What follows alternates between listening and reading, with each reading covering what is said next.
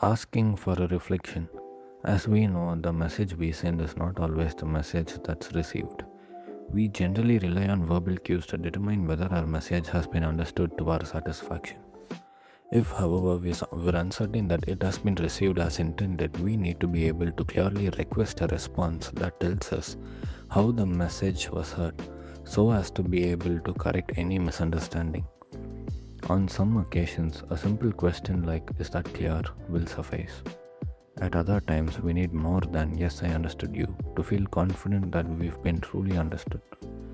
At such times, we might ask others to reflect back in their own words what they heard us say. We then have the opportunity to restate parts of a message to address any discrepancy or omission we might have noticed in their reflection. To make sure the message we sent is the message that received, ask the listener to reflect it back.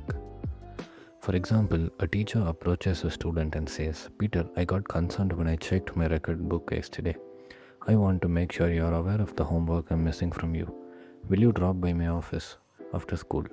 Peter mumbles, "Okay, I know," and then turns away, leaving the teacher uneasy as to whether her message had been accurately received. She asks for a reflection. "Could you tell me what you just heard me say?" To which Peter replies, "You said I got to miss soccer to stay after school because you didn't like my homework." Confirmed in her suspicion that Peter had not heard her intended message, the teacher tries to restate it, but first she is careful of her next remark.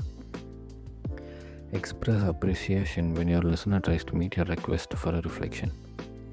An assertion like "You didn't hear me, that's not what I said," or "You misunderstand me" may easily lead Peter to think that he is being chastised.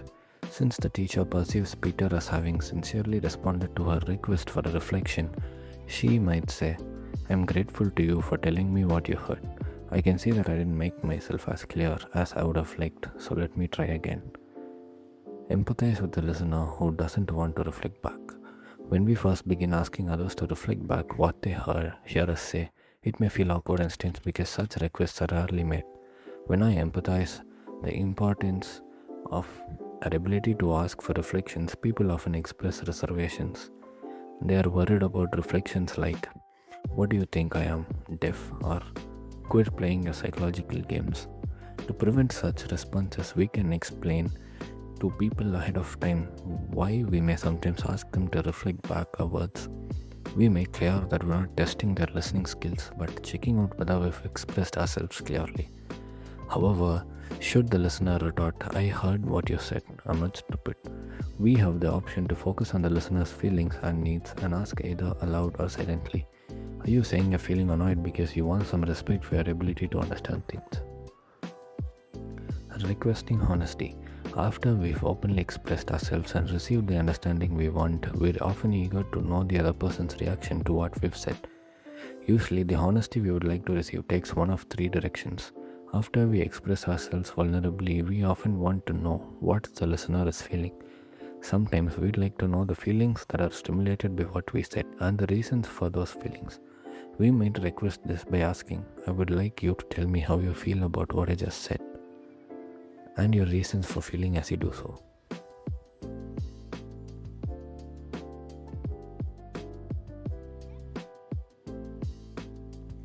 Sometimes we would like to know something about our listeners' thoughts in response to what they just heard us say.